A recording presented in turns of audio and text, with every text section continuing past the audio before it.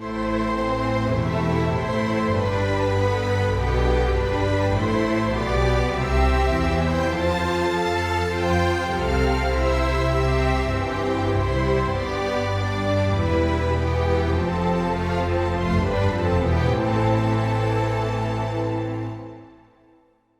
everyone, I'm Olivér Kovács, a Hungarian composer.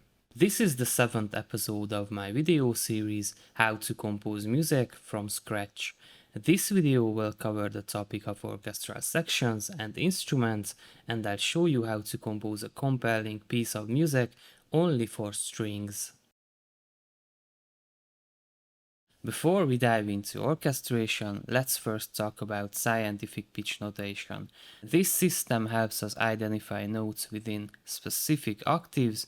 In SPN, each note has a letter name from A to G and a number that indicates which octave it belongs to. The lowest A is A0, the lowest C is C1, and so on.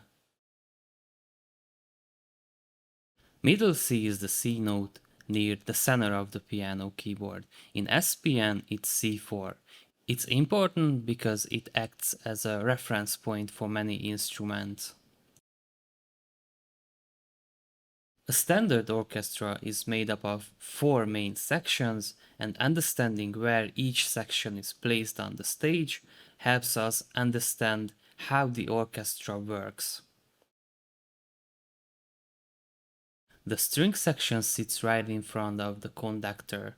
They are the closest to the audience. It includes the first and second violins, violas, cellos and double basses. The first and second violins are on the left side of the stage. The violas are in the middle, as you can see in the diagram.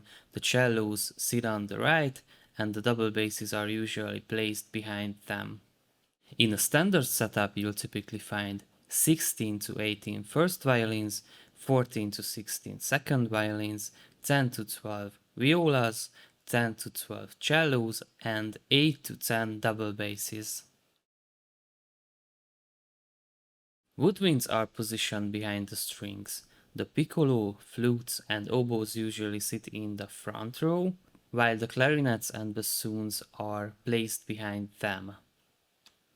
A standard woodwind section typically includes 1 or 2 piccolos, but 2 is rare, 2 or 3 flutes, 2 or 3 oboes, 2 or 3 clarinets, and 2 or 3 bassoons. The brass section consists of trumpets, horns, tenor trombones, bass trombones, and tubas. They are positioned further back on the stage, behind the woodwinds, because brass instruments are louder and require more space. A standard brass section includes 3 to 6 trumpets, 4 to 8 horns, 3 to 6 trombones, and 1 or 2 tubas. Among the 3 to 6 trombones, there are usually 1 or 2 bass trombones. The percussion section includes instruments like the timpani, snare drum, cymbals, xylophone, or many others. These instruments are placed at the back of the orchestra as they can be very loud and powerful. Percussion instruments add rhythm and texture to the music.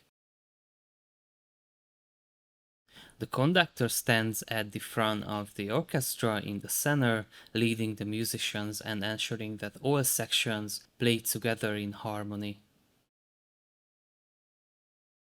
Before we begin, I'd like to let you know that the MIDI files and project files for these pieces are available on my Patreon page for supporters, just like all the MIDI and project files for my YouTube videos. If you find my content helpful and interesting, please consider supporting the channel. Thank you! There are 4 types of string instruments in a symphony orchestra: violin, viola, cello, and double bass. When writing only for the string section, the first violins typically play the main voice, while the second violins and violas provide accompaniment in the mid-range. The cello and double bass handle the bass notes. In the next sections, I'll demonstrate the 4 levels of voice leading with my string composition. First of all, the term 4 levels of voice leading isn't official, it's my own creation. I want to show the differences between basic, intermediate, and professional part writing.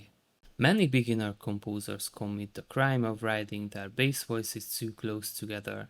This results in a muddy and unpleasant sound because lower notes are closer to each other in frequency than higher notes. This is why composers often use octave doubling in the bass line. Octave doubling is when the notes are the same but played in different octaves.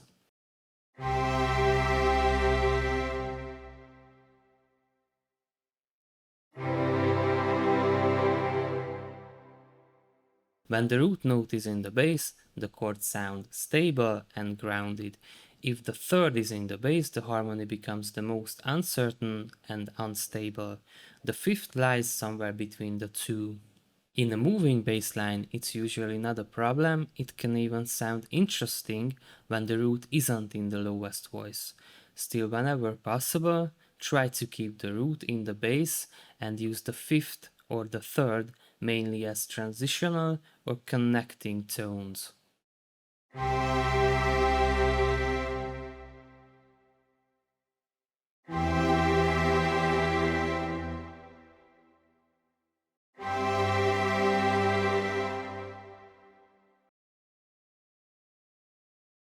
The most basic voice leading approach is when there's a main melody and the other voices simply follow it without much movement or rhythmic variation. This isn't bad for beginners, but if the voices stay too steady and lack movement, the result can sound a bit boring and unprofessional. If you are a beginner, try creating a melody and chord progression on the piano and then transcribe it for strings. It's a good way to better understand how melody and accompaniment work together in the string section.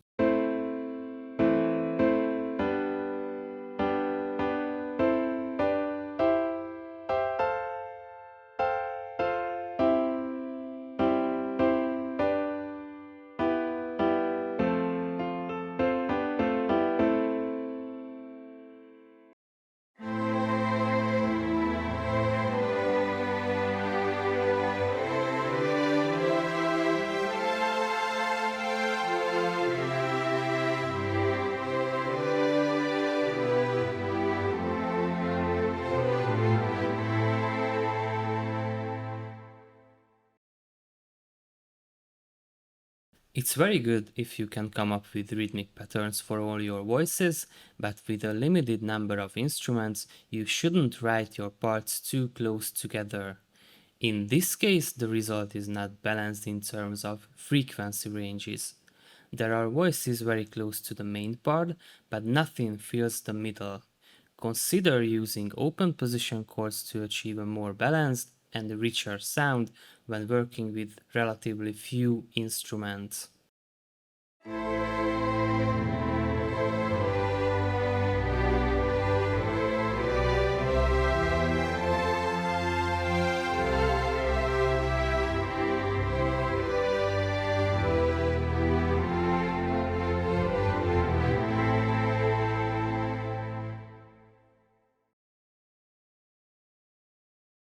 In this coordinate system I created, the third level means using the right chord positions, having your voices move fluidly rather than in a steady, rigid way, and of course achieving a balanced sound across the frequency spectrum.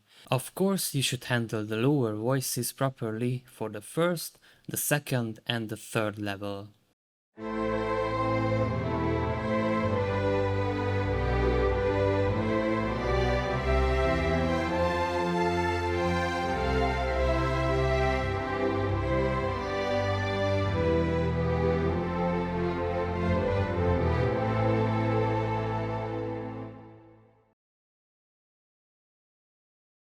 Divisi is used to divide chord tones among multiple players in an orchestral section.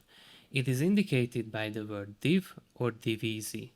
The musical voices can be divided into more than two parts, and this is marked as div.a followed by a number indicating how many parts are played. The term unis shows that players should return to playing in unison.